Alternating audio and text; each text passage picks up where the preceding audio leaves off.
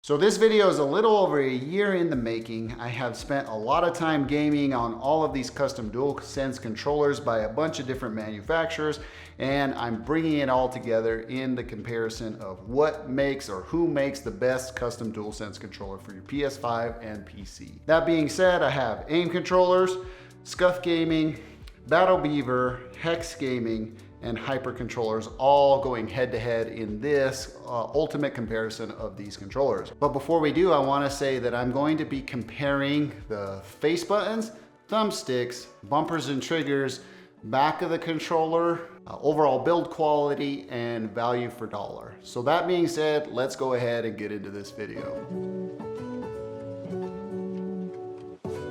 So the first thing we want to measure on any controller is its weight. As a good baseline, the OEM controller has its rumbles in the controller to kind of facilitate the haptic feedback that occurs with these adaptive triggers whenever you're playing a game that takes advantage of them. So we'll get this measured in ounces. The OEM controller is 10 ounces. Next up is the Beaver. This has the motors built in as well. And it comes in at a little bit less, 9.4 ounces. Now the Scuf FPS, so this does not have the rumbles in the actual controller. And you can see that it's 8.3 ounces. These are absolutely some of the heaviest controllers that I've ever played with. They both have the motors built in. This is more of a budget build, but this one is decked out to its fullest. It has every option available outside of the thumbsticks. Let's get these weighed.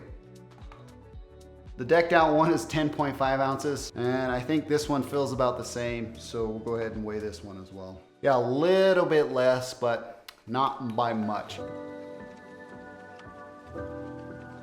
Moving on to the Hypr gaming controllers, I have one with rumbles built in, which is this black one. This is the signature FPS, and this one is a custom build. I built it without the rumbles in it. So let's go with the one that has the rumbles built in. 10.2 ounces, so pretty hefty. And let's see what the custom one has. 8 ounces.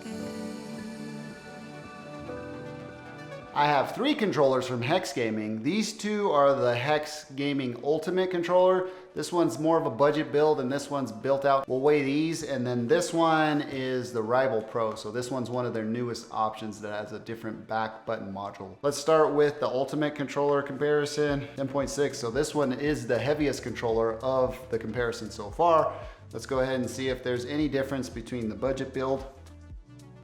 10.5, so same as the AIM controllers. And then let's head on over to the Rival Pro. 10.5. So the HexGaming and the AIM controllers are some of the heaviest controllers on the market. You could lighten these up by building them without the motor built in, so they'll take the motors out. That might be an option for those of you that like lighter controllers for your gaming experience.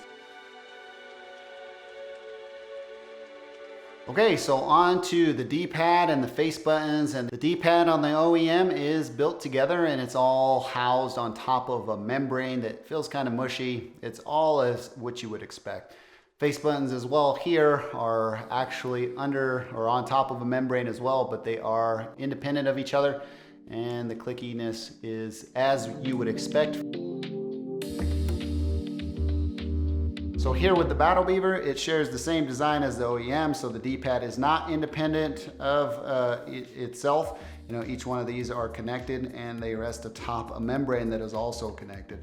Same with the buttons, but these are independent of each other, so they also rest on top of, you know, that same membrane. So it feels almost exactly the same as what you would experience on an OEM controller.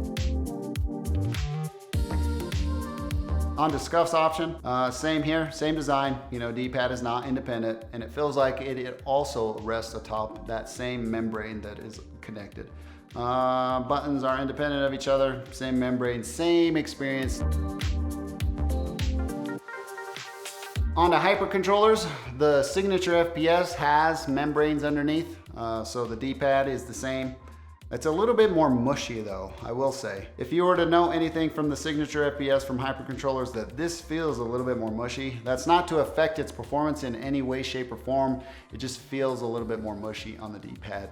With the buttons, each independent thing feels exactly as it would feel on the OEM controller. Same with this other Hypr controllers customization option that I have here. This one's a bit more tight and a bit more responsive. The membrane feels a little bit more, I don't know, newer per se, but maybe because this is a newer controller and hasn't had as many hours on it as this signature FPS, it feels just like the OEM. Same with the face buttons as well. Same membrane actuation there. Moving on to HexGaming. These face buttons are just as you would expect from the OEM controller. This is the Rival Pro. This one doesn't have as many hours on it as my other Ultimate controllers do. Moving on to the Ultimate. This one has the most hours on it, and this feels a lot more stiff in comparison to this newer controller. So whatever membrane material they're using under this HexGaming Ultimate controller is really nice. This comes in a close second to the AIM controller's option. It just feels really good and it feels really well built.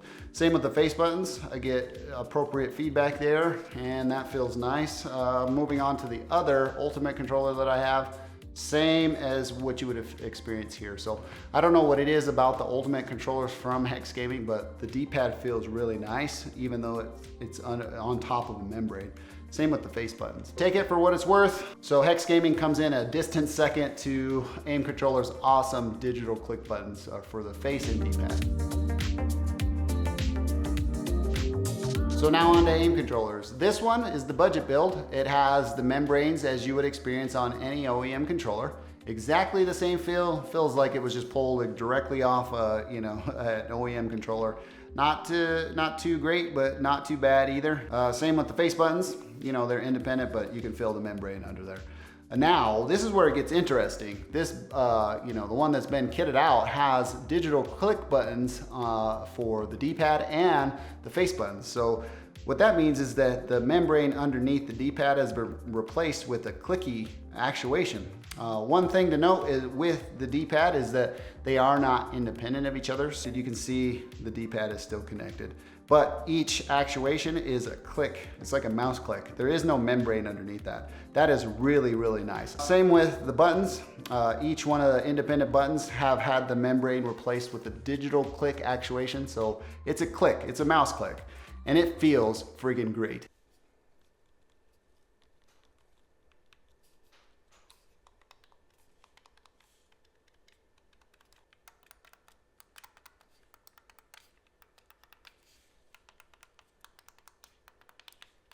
So AIM controllers, fantastic job. They win in this category. Before we get into this though, I know thumbsticks are kind of a hot topic. iFixit did a fantastic video explaining stick drift issues with controllers, and I will leave that linked in the description and also as a card here so you can kind of get a little bit of education on what the problem is with stick drift issues. Because I believe there's only one or two manufacturers of this of the thumbstick module, and then every company or manufacturer of controllers is subject to those. And most of the companies that we are discussing here take an OEM controller like this and customize it for your liking.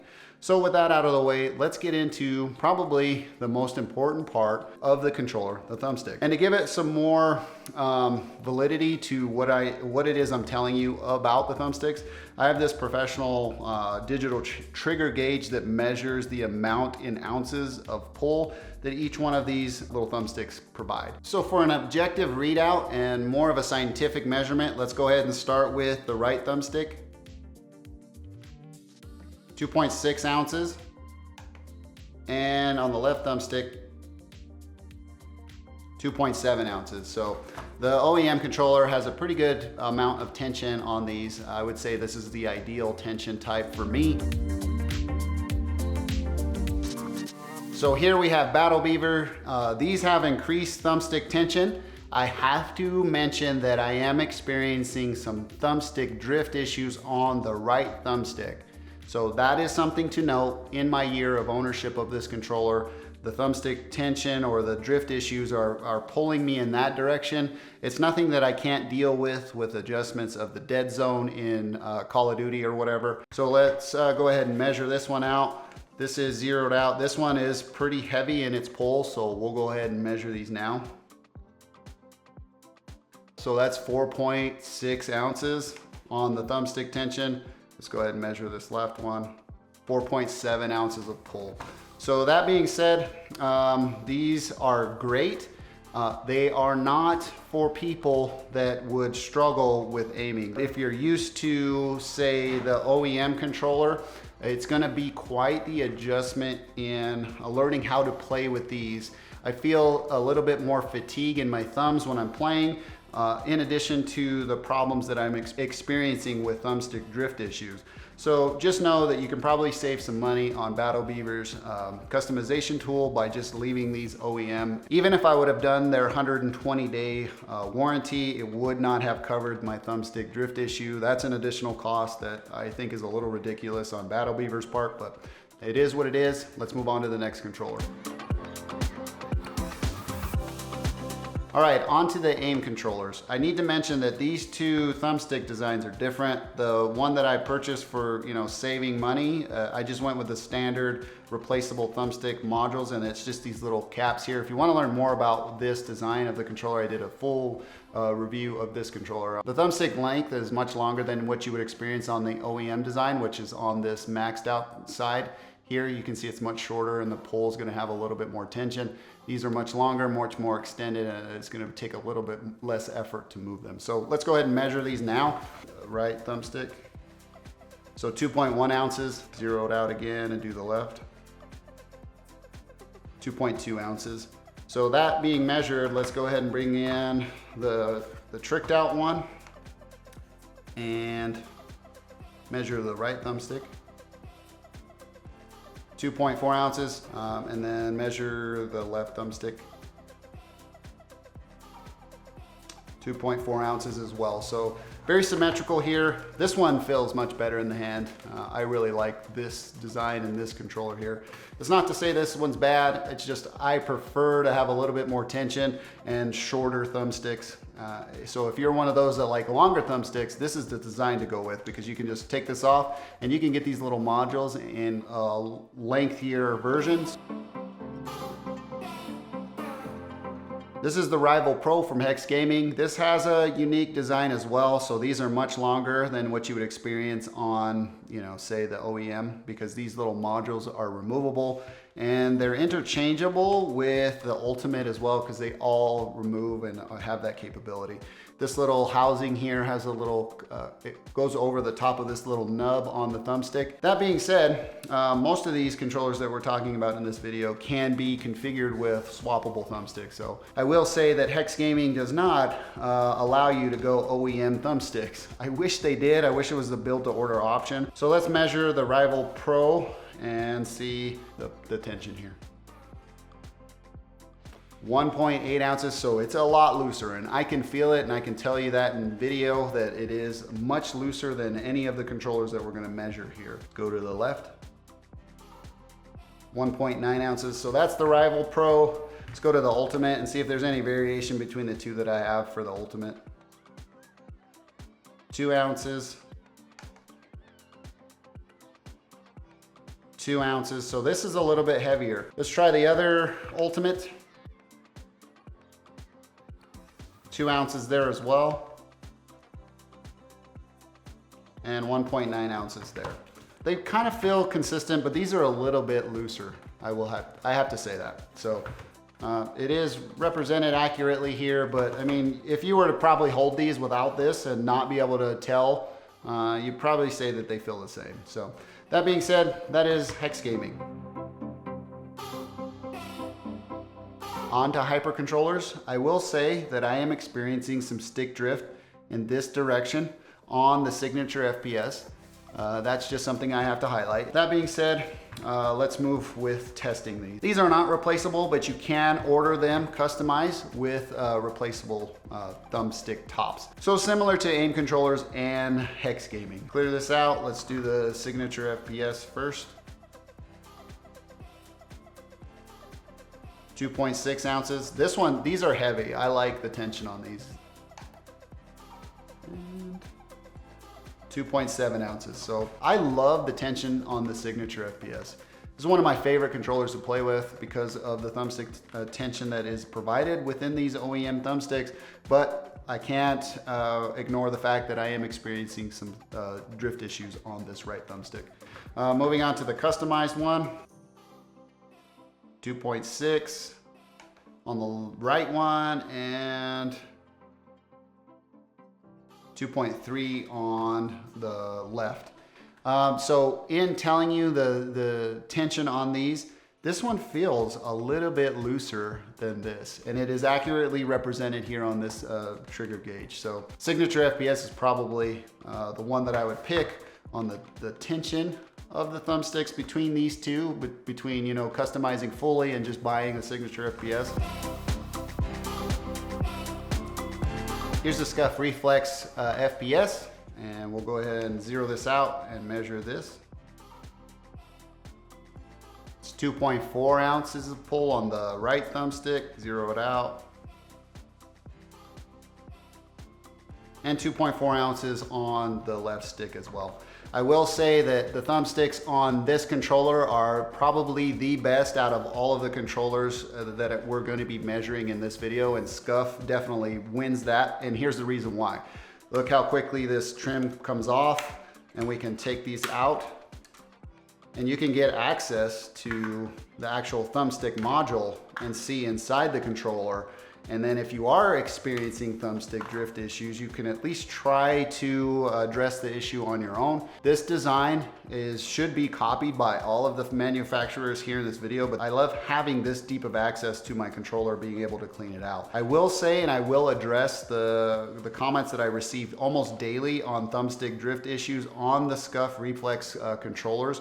I have to mention that I have not experienced any of that, and I played a lot with this controller. With that being said, Scuf absolutely wins this this section, or this comparison part of the video of, you know, between all of these, because you have this full access, and it's all toolless design, as you can see within this video. You easily replace the thumbstick cover. And another good thing about the way that they designed the trim is that these little rings around the trim can be replaced. So as you wear this out, this wear ring here, you can just replace it, and it keeps your controller going for longer. So Scuf, great job. Look how easy that was. Fantastic design. Moving on to talk about bumpers and triggers, this is the OEM controller. Nothing really to write home about except for the adaptive trigger system that is built into this controller. Some games take advantage of this in a way that is unique and adds to the experience of gaming. All of the controllers that we're going to be comparing here in this video have digital triggers. So that means it's a mouse click. It removes the whole adaptive system. That being said, all of them have options to keep the adaptive triggers built in.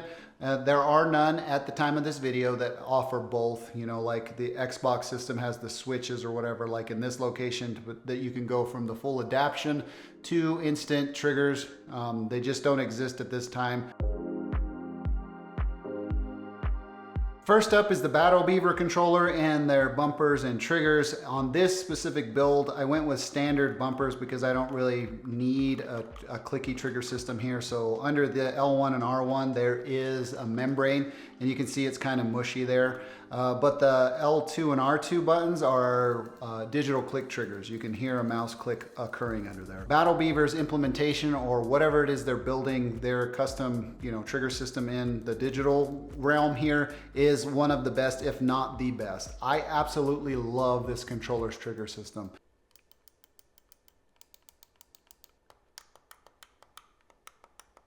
Those digital mouse clicks are absolutely crisp, and the actuations are instantaneous. So reaction time is sped up significantly, and my gaming experience on, you know, first-person shooters is much better for it.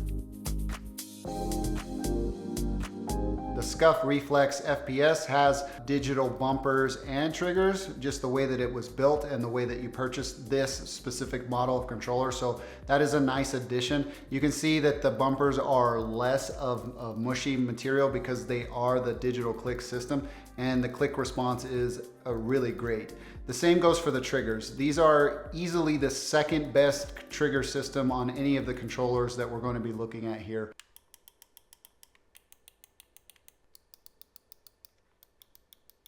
And the same goes for the responsiveness on this. This is one of the best controllers that I've had. The whole experience of having this controller in your hands is a really pleasant one. Moving along to the aim controller system, my budget build has the mushy membranes on R1 and L1, so you can see that there is a little bit of play there, and the responsiveness is not that great. It's just like you would experience on any OEM controller, but the triggers, L1 and R2, are digital click system.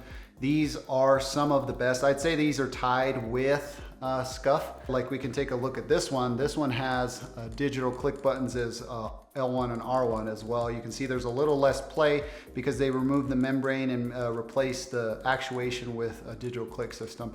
Same with the L1 and R2. I mean, this one feels a little bit more premium.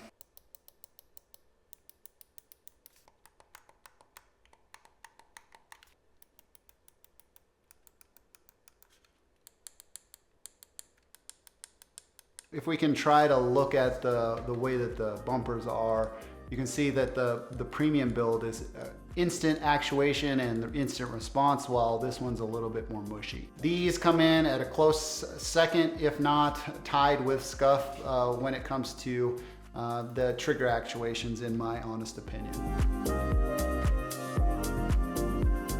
Moving on to Hypr controllers, my custom build has digital bumpers and triggers. The bumper actuations on this is actually pretty nice in comparison to the other controllers.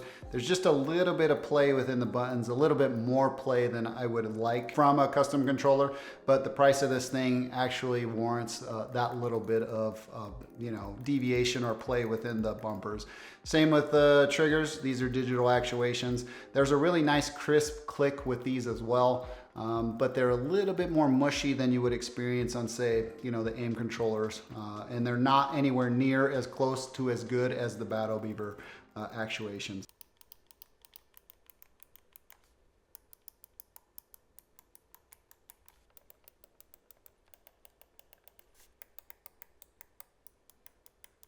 If you are a streamer or something and you want to use this controller, just be cognizant or aware of the sound that is created from digital click buttons. It's something that you should probably already know or be aware of. They're good. I wouldn't knock them in any way, shape, or form, but they're not the best. Moving on to HexGaming, these are the last of any of the digital click systems that are provided on any of the controllers. These feel a lot more mushy than any of them. I will say that these don't make any noise in the click actuation, so that could be good for those streamers of you out there that don't want to have any noise coming across. For clickiness, definitely last place out of all of the controllers. This is the Rival Pro. There is no sound and no, nothing. And you can see there's a little bit more play in actuation there than any of the other controllers. So if we can look at the Ultimate, the same goes for these. Same kind of, instant actuation, not clicky in any way, shape, or form.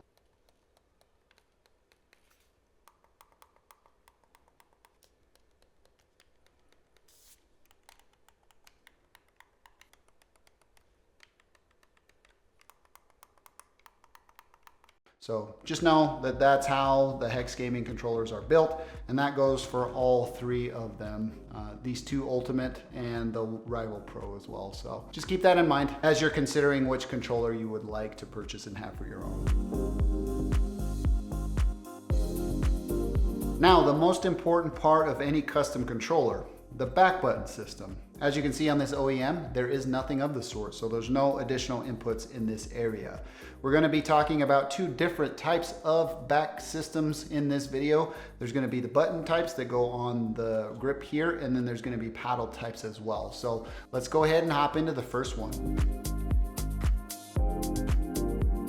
Okay, so here's Beaver's back button system the way I have it designed on this controller. I have the custom remap chip built into this thing because I don't ever know where I would like the inputs to be registered on this. These are the Beaver tail button system as well. As we look at these back button placements, I can actuate the top button with my middle finger here and the bottom part of it with the tip of my middle finger. I really like that design, and if you're going to go with Battle Beaver, is add the custom remap chip. There's no reason to leave these inputs in a stationary, format in by which you cannot remap or customize your button placement. And with the remap chip, you can customize any of the face buttons, R3, L3, and the trigger buttons as well. If you were to go forward with just leaving these stationary, they are permanent and there's no way for you to remap them. And if you've never purchased a custom controller, you never know what you really would like, or if you jump across different games, the inputs are very valuable. One way you can handle that is making adjustments in the accessibility menu within your PlayStation, but that kind of messes everything up. Why not just go forward with a remap chip option, since you're already paying a premium for the controller anyway. Additionally, with the customization of the Battle Beaver, you can add a texture or a rubberized grip. I went with the matte finish and I found that that's really nice, and it's not slippery at all. It's not as nice as a textured grip, so I would keep in mind that that option is available to you as you build and customize your controller. Additionally, each one of these buttons is customizable in your build options as well. So you can get an OEM controller, get it in your hands and feel where you would like your inputs, mark this controller and send it into them for customization. So you're not limited to their standard placements. That's just available on their website. I just went with their standard placements just to see how the build experience went. So keep that in mind. You can go full customizability with Battle Beaver and get your inputs where you would like them. That's one thing that is of benefit when you go with Battle Beaver. The little beaver tail comes right off and the input is there. I would say that I wouldn't order this thing and remove them and just have the inputs exposed like that. These are really clicky as well, so they will come across on your stream if you are a streamer. They're really easily replaced, and a lot more easily replaced than they are removed. Another good thing about Battle Beaver's implementation of their back button system is that there's no real hindrance here in the middle of the controller. If you use this inductive charger from Sony, the OEM one, this fits on it perfectly. So as you place this thing down, it fits right in and will charge your controller no problem. And one final note with the Battle Beaver is the remap process. I will say that I can't speak to it in this video because it depends on how you build your controller. The specific instructions will be included in your packaging on how it is you go about remapping. In this case, I would say that you wouldn't be able to quickly remap these inputs during a game or something like that. Essentially, you just enter a reassignment mode by holding down a series of the front buttons and the mute button. And then you go in and register your input on the back buttons on where you want the placement of, and then you exit that reassignment mode, and then that's it, and you're done.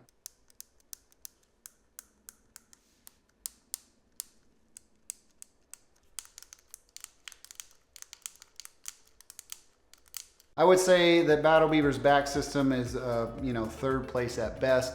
It's a nice system, but it's not the best out of all of the controllers that we're going to be comparing in this video, in my opinion. Now on to aim controllers. These guys come in second to Scuf in their paddle system implementation because this is the version 2.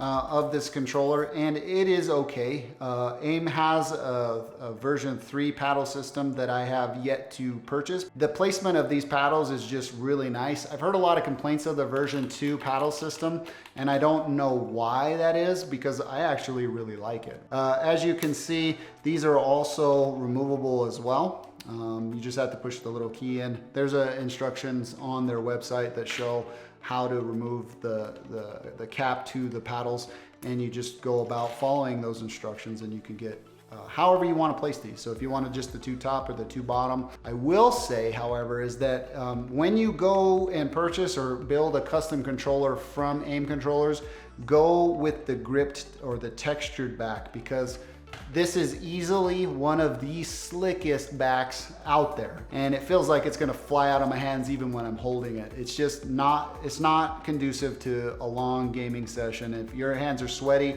you're really not gonna like this just non-textured back. The good thing is that AIM Controllers offers this fantastic grip controller that has their little logos built into the grip here. and it just feels absolutely great. It feels premium. The construction is really nicely done, and it feels really awesome in the hands. And Aim Controller's back paddle system is easily my second favorite out of all of these controllers that we're going to be comparing in this video. One bad thing about Aim Controller's back paddle system is that it is not compatible with this, this inductive charger by Sony at all. The back housing is way too fat right here. It just does not sit at all, so you will not get charging from this charger.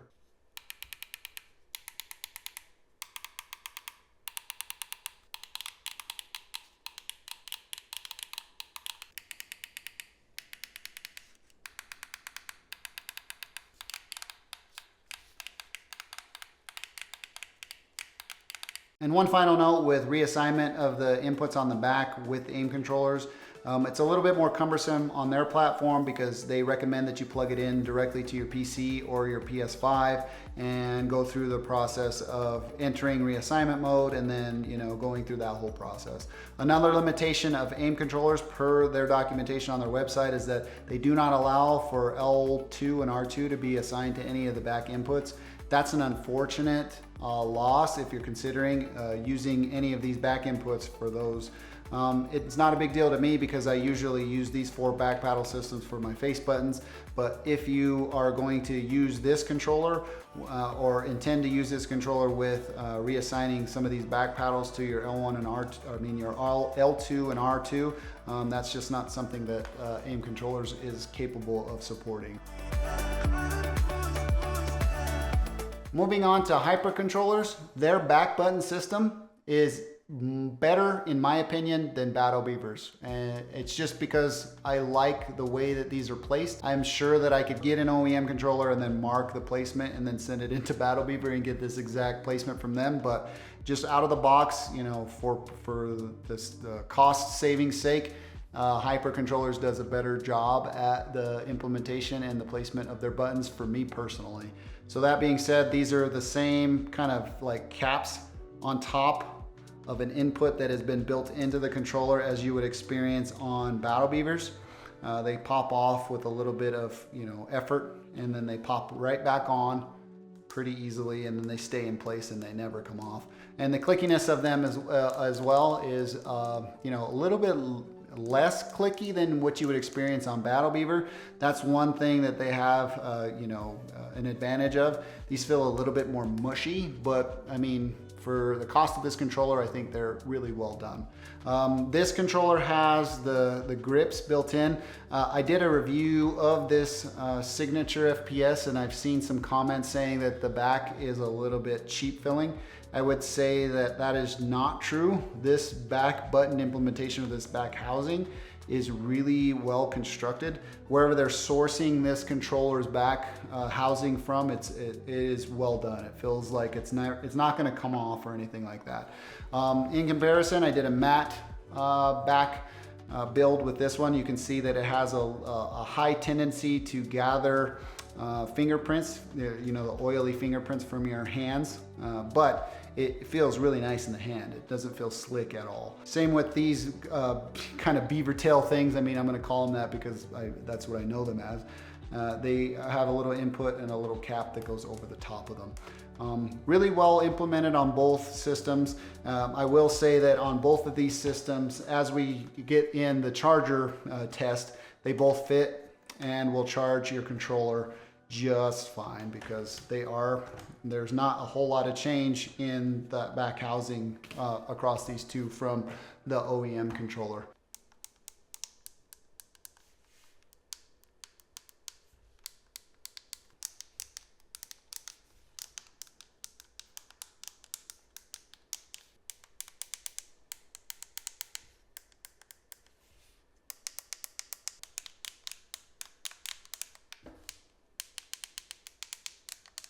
One final note with Hypr controllers is their back button system is easily and quickly manipulated by just holding down one of the back buttons and down on the D-pad. So any 4 of the back buttons and holding down on the D-pad for 5 seconds, you can register any of the face buttons L1, R2, including R3 or R3 and L3.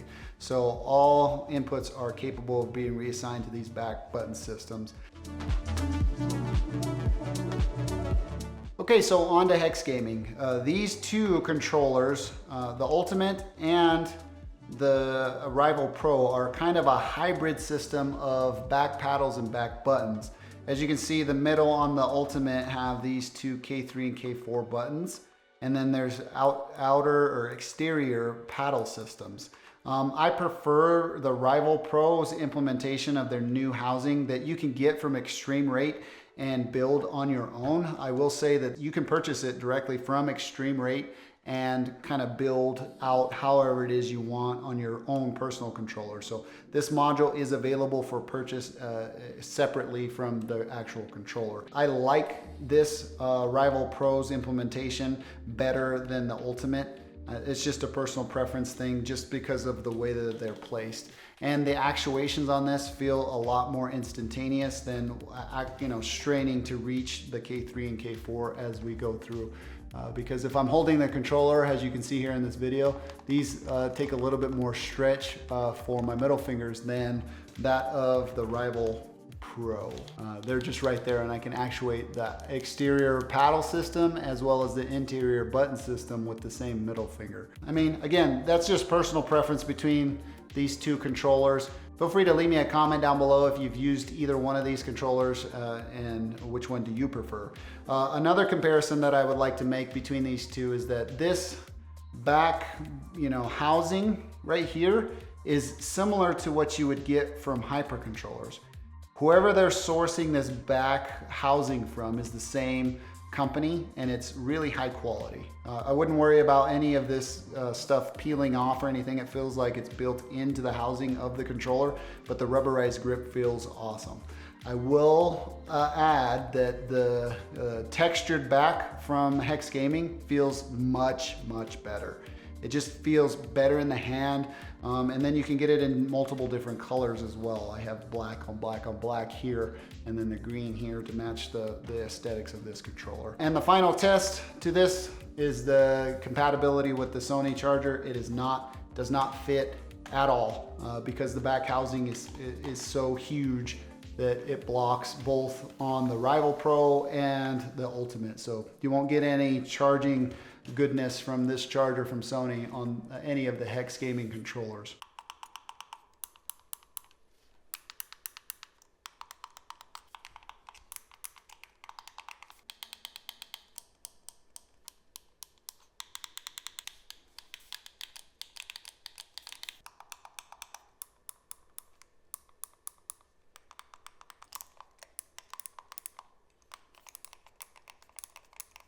One final note with HexGaming's reassignment mode, there's a profile button here. I don't know if you can see it, but you just hold that down for a couple of seconds. Hold the face button down, press the paddle that you want to register it to, release the paddle, and then release the button, and it's quickly and easily implemented. Both on the Rival Pro and the Ultimate. The Ultimate's button's here, and you hold that button down for a couple of seconds and enter reassignment mode. It's quickly and easily done on both platforms, so I have no qualms on either one of these. They're both fantastic. Now onto the Scuf Reflex FPS. Back paddle system on this controller is easily the best, and here's why. There are 3 different profiles that you can tie to this back button layout, so you can customize this button for 3 different inputs by just making an adjustment to the profile settings here. And that alone, in addition to its availability to remove these paddles and kind of customize the layout of them, is absolutely one of the best implementations of a back button system out there. You can have 1, 2, 3, or 4 paddles on the back of this controller, in addition to having 3 different profiles. In addition to being really well implemented in their profile and their back paddle system, Scuf has a really nice textured grip that feels just absolutely phenomenal. It's not too much, it's not too little, it doesn't feel cheap, it feels absolutely premium, and you feel like you got your money's worth. As you can see, it fades in a little bit, and this is how it comes to you new. This little edge right here is faded into the grips on the inners of the grip and then on the outers as well. It just feels absolutely great in the hand. One negative to Scuf's implementation of their back paddle system is that if you use this, the OEM charger, it does not fit. You can finagle it to kind of fit, but then I wouldn't trust that you would come back and have a fully charged controller. Remapping is done really easily, and it can be done across 3 different profiles. You just hold down the profile button, wait for it to blink into its register mode, and then hold the button that you want to register, hold the back paddle, and then release, and then follow through with that, then hold the profile button and you're done. In this instance, you could remap quickly for competitive environments or whatever and have no problem at all. Additionally, you could just have multiple sets of different inputs on the back assigned across 3 different profiles.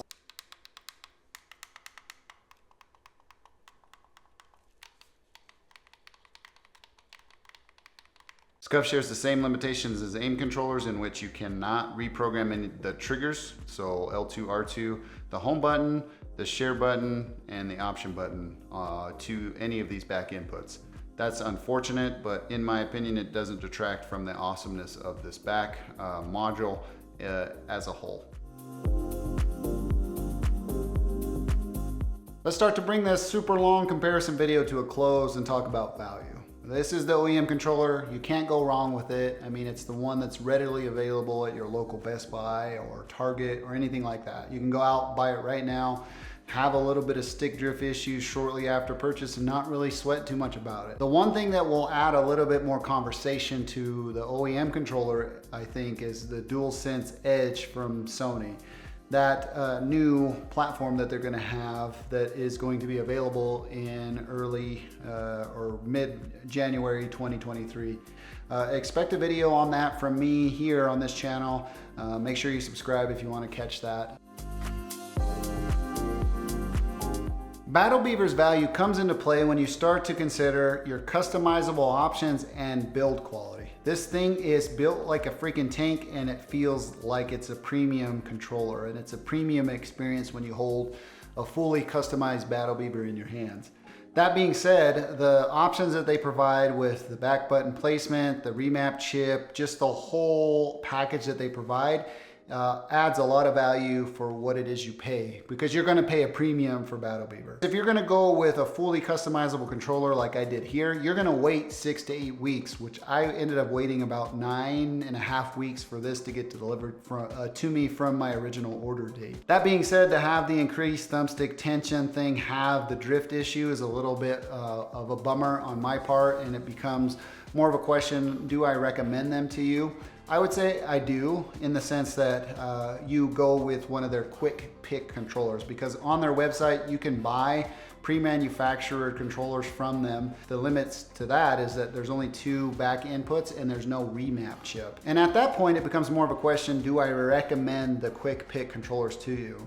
It's a little bit hard for me to do that because they don't have a remap chip. So the controller that you order from them, that static input on those 2 back buttons is what it is, and that's what you get for that controller. For, I think it's like $210 for the quick pick DualSense controllers. That's a really hard sell in my opinion. One thing that Battle Beaver could do better in that realm is add a remap chip to those quick pick controllers. If they did that, the recommendation for me for quick pick controllers would be easily made. With them making those static and limited to no remap chip, it's a hard sell in my opinion. Overall, my experience with Battle Beaver hasn't been that great. From following them on social media and stuff like that, they seem to cater to more of the gaming pros, and they'll get them their controllers really quick at the sacrifice of the everyday order.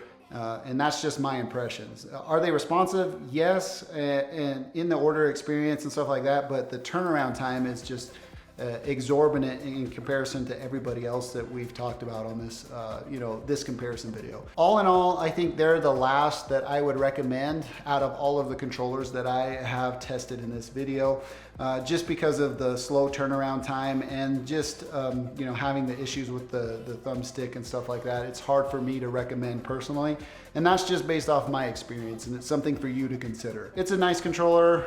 Would I recommend it to you? Probably not. AIM controllers is easily one of the best values for dollar. And when I say that is that the customizable options that they provide, in addition to the absolutely phenomenal build quality, I have no problem recommending AIM controllers to you if this type of back paddle system is of something that interests you. I will say that the version 3 back paddle system looks like it's more robust. As you order them from the day of this video, like that comes standard on their controllers. I think the version 2 has been axed and everything has been resolved. In addition to the other options like the digital click face buttons and D-pad, the really nice feeling thumbsticks, and not having any issues of drift on either one of these gets me to a point to where I can recommend this controller to you, because it's not too expensive to go a full customized controller like this. One final recommendation on the design of it: do not put yourself in a position to where you don't get the rubberized grip. You will regret it, and it will be something of a pain in your butt, because this smooth back is absolutely horrendous and you'll hate it. Everybody will hate this. I don't think anybody out there will like this. I don't know why AIM controllers even offer this build, because it's cost savings, but I wouldn't even have this on the website for them. If I can make any recommendation to them, is just to get rid of this back housing. It's horrible. If I were to make any recommendations, is that I would save maybe on the design of the front and go like a standard white and get a textured back. You will absolutely love that choice, and it will add a ton of enjoyment to your gaming experience versus this really smooth back. Okay, so on to what I would call the disruptor, Hypr controllers. This controller can be had under $200 easily, and you can get all of the customizable options as well as a really nice design for a fair amount of money. The only thing you're gonna be sacrificing is actual accessories. As you order these controllers, the controller comes in the box and that is it. Why not have all of this awesomeness built into a really well-constructed controller for under, the signature FPS comes in under like 150 bucks, I think. And that is really, really awesome. I will say that it adds a little bit more cost adding 4 inputs, but with just 2 inputs that is a standard remap built in, it's like 150 bucks, I think. This is my #1 recommended controller to any of you out there that have limited funds. If you want a really awesome controller for a fair price, or even under fair price, because I don't know how they're making money when you consider like how much other people are charging for customizing a controller. Another thing that I want to note with Hypr controllers is their designer. Their online designer is one of the best, and it's really well done. It's responsive design on web page that you can do it on a mobile device or on your computer and get a really nice preview of what your controller will look like at the end of your build process. And you can feel confident in your order because it looks exactly as what it would come to you from the designer. I know there are some concerns with some designers on how controllers look on a web page versus how they look in physical form. This little mint design looked exactly like it does in my hand as it does on their builder. HexGaming is easily one of the most readily available controllers out there. It's second to the OEM only. You can get these things on Amazon and their pre-builds look really nice and they come to you just like this. Sometimes in same-day shipping. Their build times and stuff like that, if you wanted to go fully customized controller like this, is rather quick. Just their options that they have are some of the best. They're priced pretty competitively, considering like how much the standard is for a customized DualSense controller.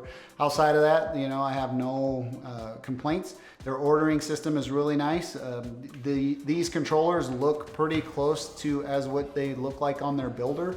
And I mean, they come to you really well packaged with a nice assortment of accessories to include a second pair of thumbsticks. HexGaming does a really good job at being readily available to all of you out there, especially those of you that are prone to shopping on Amazon. And I have zero complaints with their build quality overall. Like, I've had no issues with any of the back modules on any of these. Buttons are all functioning as appropriate. No stick drift issues, nothing like that. These are all really well constructed controllers, and I have no problems recommending them to you if this type of back button system is something that interests you. Here's where this controversy comes into play, and will I recommend the Scuf Reflex FPS? Right now, yes, wholeheartedly recommend it for the cost of it, because the cost of the Reflex FPS has gone down since I purchased this thing, and just ordering it out of the box just the way that it is, it's absolutely worth it. I have had no stick drift issues, no button issues, no build quality issues. I see a ton of comments on my videos for the Scuf videos that I've done saying that they've had nothing but problems with them. Their customer service has been really nice and responsive, because I've had to go through a couple of iterations of the Reflex FPS ordering. Initial launch was a little bit hairy and it was a little bit problematic.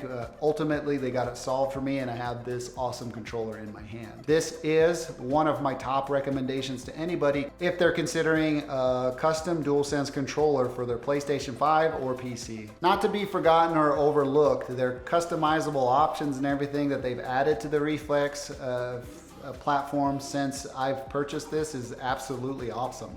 Like, some of the designs and things that they have available are really great. Keep in mind, as you go in and customize, the price jumps up pretty quickly, and I think at that point it becomes a question of, do you want to spend money on a controller for its looks, or do you want to save and get the best bang for your buck? At that point, I would recommend the Scuf Reflex FPS pre-builds because they're just absolutely awesome. I find myself with a whole shelf full of controllers, and this is the one that I reach for most often. You know, 9 out of the 10 times the first controller that I grab. In closing, let's do a quick recap. You cannot go wrong with any of these builds. The only thing that I'm going to advise you or caution you against is going with the smooth back on the aim controllers, going any full customization on the Battle Beaver, because that brings the price way up, and I don't think the value proposition is quite there yet. If you need to save money and you want a really great controller, Hypr controllers got your back here. If you want to have quick availability to something that will ship to you right away, HexGaming's got you. The two real standout controllers in this plethora of controllers here is the Scuf Reflex FPS. It's a really great controller that adds a ton to your capability or your tool set in gaming. The profiles on the back, that in and of itself sells itself to me. Second comes in aim controllers. If you want a really nice customized controller that really speaks to your aesthetic and the way that you like your controllers to look, and you don't want to spend a ton of money on the customized tool, aim controllers is the one that I would go to. As well as having a really nice back paddle system. That being said, I have a couple things to disclose. HexGaming sent me this controller, and this controller. In addition to having Hypr send me this controller and this controller. Aim Controllers sent me this one, but I paid for this one. Thanks to HexGaming for sending me these controllers. Thank you to Hypr Controllers for sending me these two controllers, and thank you to Aim Controllers for sending me this.